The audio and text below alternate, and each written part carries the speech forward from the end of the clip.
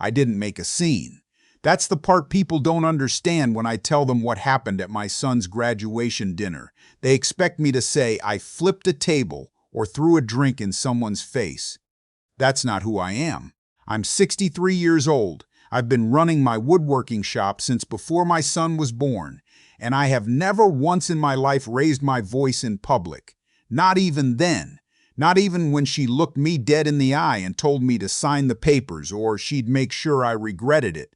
But I'm getting ahead of myself. My name is Theodore, Theo. My friends call me, though there aren't as many of those left as there used to be. My wife, Loretta, passed 11 years ago from a stroke that came out of nowhere on a Tuesday morning in March. She was 54. We'd been married 31 years. After she was gone, I threw myself into the shop the way a drowning man throws himself at a piece of driftwood. My hands needed something to do, or my mind would eat me alive. The shop is called Bridger & Sons Woodworking. I'm in Bridger, Montana, population just over 700, which means everybody knows your car and half the town can tell you had for breakfast. I built the shop from nothing in 1987, just me, a second-hand table, saw, and a loan from my father-in-law that I paid back in full inside of 3 years. Over the decades, we became known for custom cabinetry and furniture restoration. We had contracts with 2 hotel chains in Billings, a restoration project at the county courthouse, and a steady stream of local families who wanted something built to last. Real wood, real work, nothing disposable. My son, Brendan, grew up in that shop. He could identify different wood grains by touch before he started middle school. Loretta used to joke that sawdust ran in his blood. When he went off to Montana State, I figured he'd study business or engineering, come back, and we'd work side by side until I was too old to hold a chisel. That was the plan, not a formal plan, just the understanding that hangs in the air between a father and his only child. Then he met Cassandra. She came from Scottsdale, Arizona. Her father was in commercial real estate. Her mother hadn't worked a day in 20 years, and Cassandra herself had a business degree and a way of talking about money that made everything sound like a transaction. She wasn't unkind, not at first. She smiled at the right moments and said the right things. She called me Mr. Bridger until I told her to call me Theo, and even then there was something performative about it, like she was filing the information away rather than actually warming to me. Brendan loved her. That's the thing I have to keep reminding myself. He wasn't blind. He wasn't stupid. He was a 26-year-old man who was in love. And love has a way of softening the edges of things you should probably be looking at more closely. They got engaged the summer before his final year of graduate school. He was finishing an MBA at MSU, and I was proud of him, genuinely proud. I paid for half his schooling.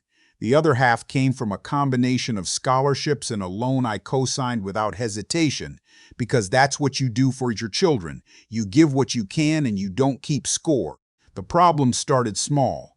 They always do. Cassandra began asking questions about the shop. Not curious questions, strategic ones. How much square footage, whether the building was owned or leased, what our annual gross looked like. I answered honestly the first few times because I thought she was simply interested in Brendan's future inheritance, which, yes, the shop was always going to be his, no question about that. But then the questions started coming with suggestions attached. She thought I should modernize, invest in CNC machines, expand the commercial side, and drop the custom residential work. Take out a second mortgage on the building to fund the growth. She'd say these things at dinner casually, the way you'd suggest a different route to the grocery store. And Brendan would nod along, not quite agreeing, not quite pushing back. I'd change the subject. I'd get up to refill someone's coffee. I learned to redirect without confronting, which I now recognize was a mistake.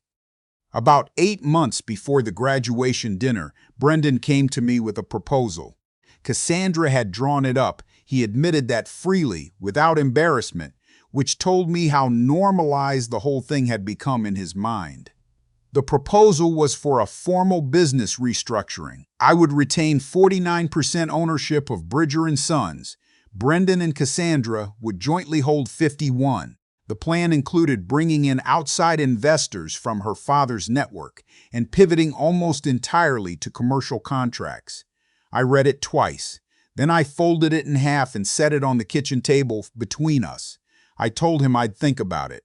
What I didn't say was that the shop wasn't just a business to me. It was Loretta's name too, in a sense, even if it wasn't in the title. She'd sat with me through the lean years, stretched grocery money when a big job fell through, and held my hand through my father-in-law's death and my mother's long illness.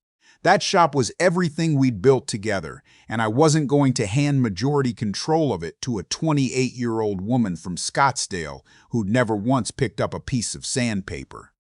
I said no, politely. I told Brendan I was glad to involve him more formally in the business when the time was right, but that I wasn't prepared to restructure ownership at this stage in my life.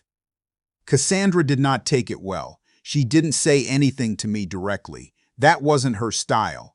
Instead, the atmosphere changed. When I visited, she was busy. When they came to Bridger, she spent half the time on her phone. Brendan started calling less. Not dramatically, not so that he could be accused of anything, just less. 2 weeks between calls became 3. When he did call, the conversations were surface-level weather, sports. The shop, briefly, with a detachment I didn't recognize in him. I told myself it was stress, graduate school, wedding planning. They'd set a date for the following spring. I gave it room because I didn't want to crowd him. Looking back, I was letting things drift when I should have been anchoring them. Then came the graduation dinner. Brendan completed his MBA in May. I drove down from Bridger 3 hours each way, dressed in my best sport coat, with a card in my pocket that contained a check for $5,000. I was proud in the way that fills your chest until it's hard to breathe. My son, first in our family with a graduate degree, Loretta would have wept. The dinner was at a steakhouse in Bozeman. Private room in the back, oval table, 12 people total. Cassandra's parents had flown in from Scottsdale. Her father, Dex, was a big man with a firm handshake and a watch that probably cost more than my truck. Her mother, Pamela, was pleasant and distant in the way of women who have been comfortable for so long that discomfort in others reads as a character flaw. There were a few of Brendan's friends from the program, and his college roommate, a good-natured kid named Wesley. Dinner went fine. The food was excellent. Brendan gave a short speech thanking everyone, thanked me specifically, and if I felt the tightness in my chest again, the good kind. We ordered dessert. The waiter came around with coffee, and then Cassandra set a manila envelope on the table in front of me. She didn't slide it, she placed it deliberately, the way a card player sets down something they're confident about. She said, very calmly, that she and Brendan had been doing a lot of thinking about the future of the business, and that they'd had some documents prepared. She said it was time to formalize things and that she thought tonight was a good moment to do it, with family present. I looked at Brendan. He was looking at the tablecloth. I didn't open the envelope. I asked what was in it. She told me it was an ownership transfer agreement. 60% of Bridger & Sons transferred to Brendan, effective immediately, with Cassandra listed as co-owner due to their upcoming marriage. I want to be precise here, because precision matters. She did not ask me. She did not say, "We were hoping," or "What do you think?" She said it was time to formalize things. She said tonight was a good moment. She was announcing something she had decided. In front of her parents, in front of my son's friends, in front of my son, who still would not look at me. I said very quietly, no. She smiled, not warmly. The way someone smiles when they think they're holding a hand you can't beat. She said she understood this might feel sudden, but that Brendan had rights as my heir and successor, and that their attorney had reviewed the arrangement and confirmed it was both reasonable and legally supportable if I chose not to cooperate voluntarily. That word, voluntarily. I'll remember it until the day I die. I set my coffee cup down. I looked at Dex, who was cutting a piece of steak with the careful attention of a man who has decided this is none of his business. I looked at Pamela, who was looking at her phone. I looked at Wesley, who looked genuinely horrified, bless him. I looked at the faces of Brendan's friends who had gone very still. And then I looked at my son. Brendan, I said, just his name. Nothing else. He finally looked up, and I saw something in his face that I hadn't expected. Not defiance, not coldness. He looked tired and ashamed, and I realized in that moment that he hadn't initiated this, but he had allowed it. And sometimes allowing a thing is its own kind of action. I stood up. I took the manila envelope and I placed it on Cassandra's side of the table. I said I hoped everyone enjoyed their evening and that I was proud of my son's accomplishment. Then I put on my sport coat, said goodnight to the table, and walked out. I did not slam the door. I did not raise my voice. I did not make a scene. I drove to a gas station 2 blocks away, sat in my truck in the parking lot, and called my attorney, a man named Richard Holt, who I've worked with for almost 20 years. It was after 9 on a Friday night. He didn't answer, naturally. I left a message telling him I needed to speak with him first thing Monday morning and that I needed to discuss placing the business in a trust. Then I sat there for a while. The gas station lights hummed. A teenager on a bicycle rode through the lot. I thought about Loretta. I thought about what she would have said and what she would have felt, and I think she would have felt the same thing I was feeling. Not anger, exactly. Something quieter than that. Something that settles in the sternum like cold water. Grief, maybe, for something that wasn't dead yet, but had been changed in ways I couldn't fully see. I drove home to Bridger. The following Monday, I met with Richard. I told him everything. He listened without interrupting, which is one of the things I've always respected about him. When I finished, he asked me 2 questions. First, was I still the sole owner of record for Bridger & Sons? Yes. Second, had I signed anything? No. He told me I was in a very strong position. What Richard explained over the following weeks, and what I want people to understand, because I know how these stories can get muddied, is that an adult child does not automatically have legal claim to a parent's business while that parent is living incompetent, not in Montana, not in most states. Brendan's status as my heir was relevant only if I died without a will directing otherwise. A person cannot simply be pressured into signing over their life's work because someone has decided the timing is right. We moved quickly. Richard drafted documents establishing a revocable living trust with Bridger & Sons as the primary asset.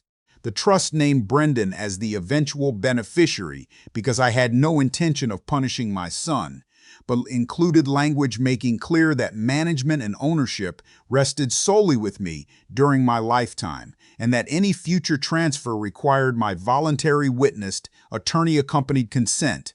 No exceptions. We also sent a formal cease and desist letter to whoever Cassandra's attorney was, noting that any further attempts to pressure me into signing business documents would be addressed through legal channels. I didn't want war. I wanted a clear boundary with a fence around it.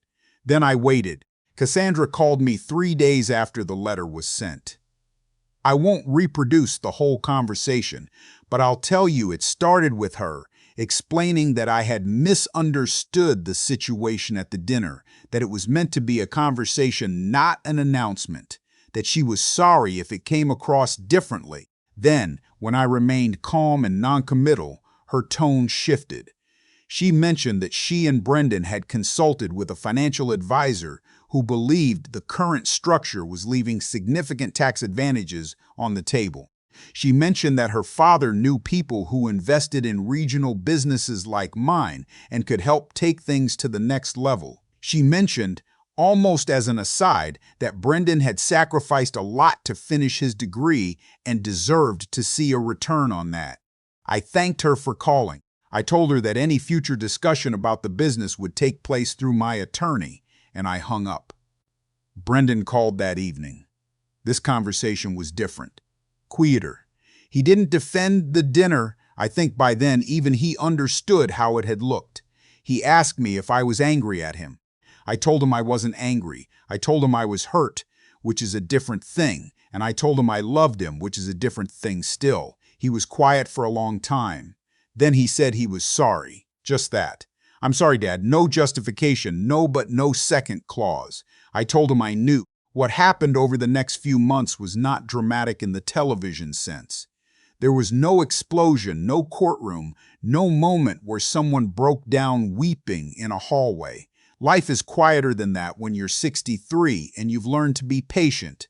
The wedding was postponed, not canceled, postponed. I heard through a mutual friend that Cassandra had been furious about the trust and the cease and desist, that she and Brendan had argued badly about it. I didn't ask for details. That was their business to sort through. What I did do was call Brendan every Sunday, same as I always had, and talk about whatever was on my mind, the shop, a good book I'd read, a deer I'd seen in the field behind the house. I didn't bring up Cassandra. I didn't bring up the trust. I just called because he's my son and I love him, and that doesn't go away because things got complicated. About 4 months later, Brendan came home to Bridger for a long weekend. He came alone. He spent 2 days in the shop with me, neither of us saying much, just working. He refinished a rocking chair for a woman up the road who'd had it since her mother died. He was good. He still had the instincts. Wood remembers the hands that shaped it. I believe that. I have always believed that. And his hands remembered this place. On the last evening, we sat on the back porch with a couple of beers, and he told me that he and Cassandra were seeing a counselor's, that he'd had some time to think about how things had gone, and that he wasn't happy with himself. He didn't say more than that, and I didn't push. I told him about the trust, explained it fully, without the legal language. I told him that nothing had changed about my intentions, that the shop would always come to him, that I had never thought otherwise. The only thing that changed was that it would happen on a timeline I controlled, not one imposed on me at a steakhouse. He nodded. He turned the beer bottle in his hands the way he used to fidget as a kid. Then he said quietly that he thought he'd understood what he was getting into, marrying someone driven and ambitious, and that maybe he hadn't understood it as well as he thought. I said that driven and ambitious weren't bad qualities. I said the question was always what a person was driving toward and what they were willing to run over on the way. He didn't say anything for a while. The sun was going down behind the shop, throwing long shadows across the yard, the same shadows I'd watched for 36 years. Then he reached over and put his hand on my forearm, just for a moment. The way he used to when he was small and we'd sit on this same porch and watch the light go. I didn't say anything either. I just let it rest there. I've been asked by friends, by a few people who know pieces of this story, whether I regret anything, whether I should have signed the papers to keep the peace, or whether I should have confronted Cassandra more directly, made my position clear before things escalated to a dinner with 12 witnesses. Here's what I've landed on after sitting with it. I don't regret saying no, not for a second. A thing built over 36 years with your own hands and your wife's faith and your father-in-law's trust and 1,000 early mornings you don't get back, that thing belongs to you. Not legally, not in some abstract sense, but in the truest way I know how to describe. It is part of the fabric of what you are.